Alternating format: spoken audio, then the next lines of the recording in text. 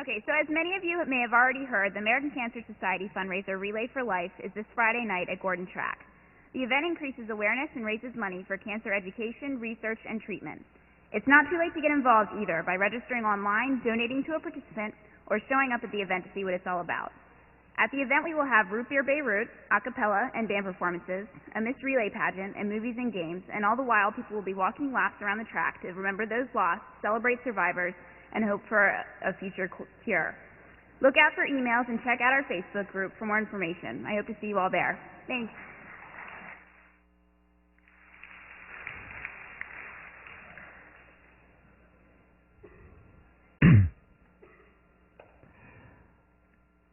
Hi, good morning. We're going to pick up where we left off last time, but before we do, a few of you came to me after class and asked about alternative forms of exercise. So the study that I gave, also what you read, the article by Callahan and others, is mostly about aerobic exercise. And as I mentioned earlier, this is about moderate intensity workout, which would mean, if you want to work with pulse, about 70%, between 65 and 75% of your maximum heart rate. Again, you just Google heart rate exercise and you'll immediately get all the tables that you need. But that's one form of exercise. Some of you ask, what about weight training? What about interval training? So sprints and stops, something that the crew team does often, athletes do often. What about this form? The reason why I didn't bring it up explicitly in the lecture is because the jury's still out on the different forms of exercise. But let me tell you what are some of the trends that we see in research. Right now, it seems that if there is only one form of exercise that you do, the best bang for the buck, best value for your time would be aerobic exercise. 3, ideally 4 times 30 minutes of aerobic exercise a week. That's at minimum.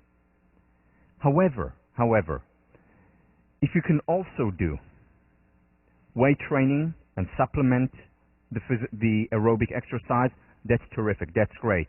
Twice a week, 3 times a week of weight training is great, especially as you get older. That weight training contributes more. But also at a very young age, weight training is good. However, it is not a replacement for aerobic exercise. It hasn't shown to have the same psychological effects as aerobic exercise does. The other form of exercise that has been studied, and again, these are all tentative results. There have been pilot studies about it. The ends, the sample sizes are not large enough yet to say definitively, just like we can say about aerobic exercise, it has a similar effect to some of our most powerful psychiatric drugs. That's definitive. There are tons of studies on it ever since Babiak 2000 as well as before. But another form of exercise that has begun to be studied with some very promising results is interval training. Interval training would be, say, running at between 90 and 95% of your maximum heart rate. So if you're 20 and your maximum heart rate would be 200, because it's 220 minus your age, then it would be running at around 180 to 190 pulse rate, which is hard, which is tough, which you can't do for a very long time. But doing it for as little as 30 seconds up to a minute, and then resting, letting your heart rate go back down to 60% of its maximum, say 120, and then doing another interval, that has been shown with pilot studies only to have remarkable effects. In fact, often more powerful than aerobic exercise on its own, and lasts for even longer, the effect. So, again, I did not introduce it officially as part of the class, but since many of you asked, I'm introducing it because what I want to introduce here are only things that are with very robust results. John Ratey talks about this, and I'll talk a little bit about John Ratey in a minute. He's the Harvard Medical School psychiatrist who's probably the leading proponent and researcher in the area of exercise and mental health. And he himself, even though the results are still tentative, he introduces 2 interval trainings a week. So in addition to working out 6 days a week, 2 of them include full-out sprinting, rest, full-out sprinting, rest. And what they've shown is that with even less time than 30 minutes, you can get the same psychological effect and even better. What I do twice a week, I introduce interval training. So for example, this morning when I was on my trampoline, I did it for 30 minutes, and out of the 30 minutes, there were 4 sprints. Indeed. You don't believe me that I do trampoline, do you? I'll videotape it. Maybe not. So 4 sessions of sprints, and then I have my heart monitor on, going all the way, for me, it's about 165 heart rate, between 165 and 170. And then resting, going back to about 110, which is more or less 60% of my maximum, and then doing it 4 times. And for the rest of the 30 minutes, I just do moderate aerobic exercise. So I also introduce the interval training. The weight training I do less of because I get that from yoga, a lot of the strengthening exercises. The most important thing, though, that I do want to say about interval training is that, especially for perfectionists, it's very easy to overtrain. You don't want to get to your maximum heart rate and keep it there for a long time, even if you can. More does not necessarily mean better. Again, unless you're training for the Olympics, in which case you do want to get to 100% of your maximum heart rate at times. For maximum health, you want to get to 90%, maximum 95% of your max heart rate, which is why a heart rate monitor can help so much, because it can tell you when you're working too hard or when it's too easy.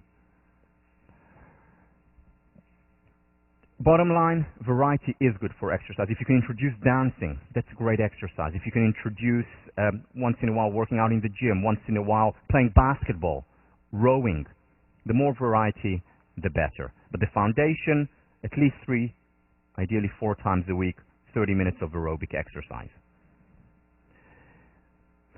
So we stopped last time with overcoming barriers. And some of the barriers are that it's difficult, there is some pain associated with it, even if you are at 70% of your heart rate. It's still uncomfortable. And ways to deal with it is, at least until you get into it, because very often we enter the zone when we start to run and we don't feel the difficulty anymore.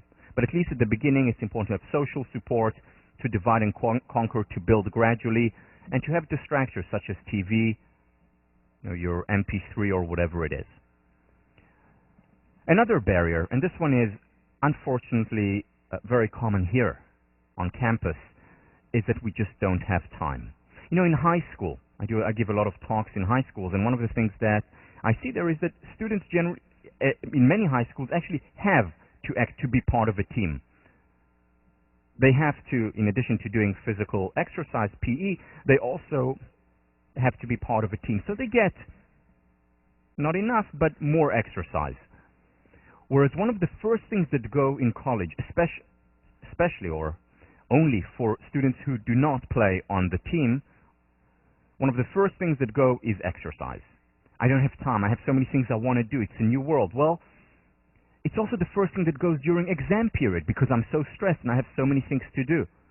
Well, it should be the last thing to go. It should be the last thing to go. Why? Because it is an investment. You may be losing the 45 minutes, working out for 30 minutes and showering after, which I recommend.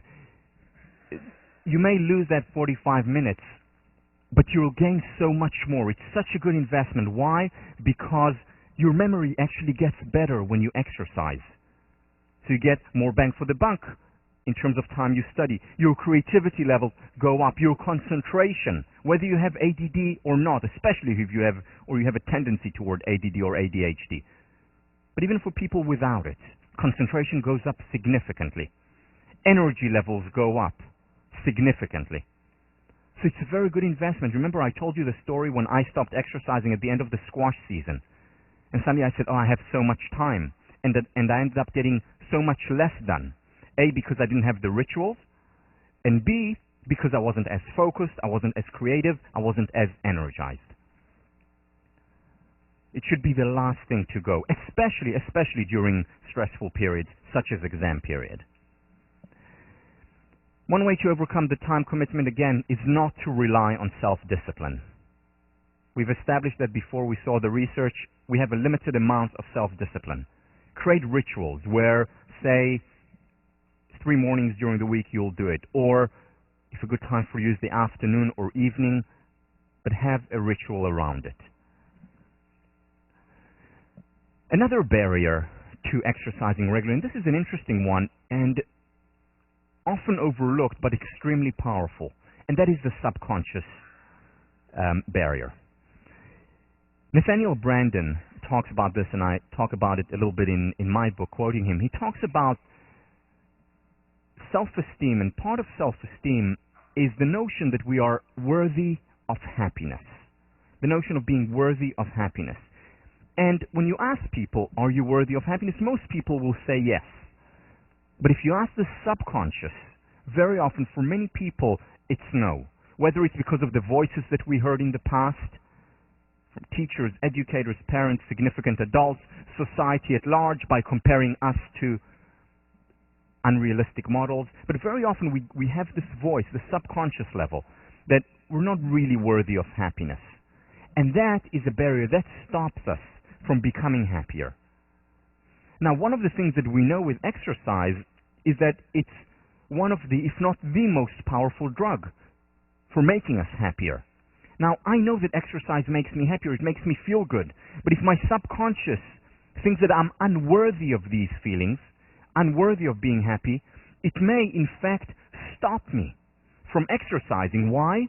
Because remember, the mind doesn't like when there is an inconsistency between what's inside and what's outside. And if what's inside is saying, shouldn't be happy, then